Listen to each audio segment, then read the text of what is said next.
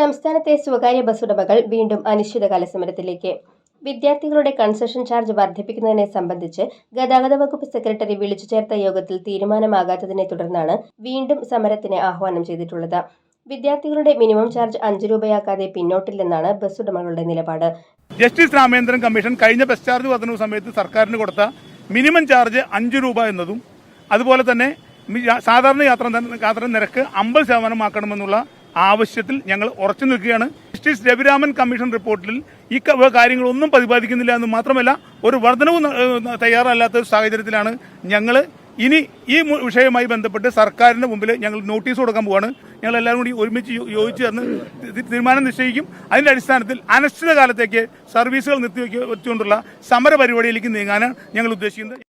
എന്നാൽ കൺസെഷൻ വർദ്ധിപ്പിക്കരുതെന്ന നിലപാടിൽ ഉറച്ചു നിൽക്കുകയാണ് വിദ്യാർത്ഥി സംഘടനകൾ. നിർദ്ദേശങ്ങൾ അംഗീകരിക്കാൻ കഴിയില്ല.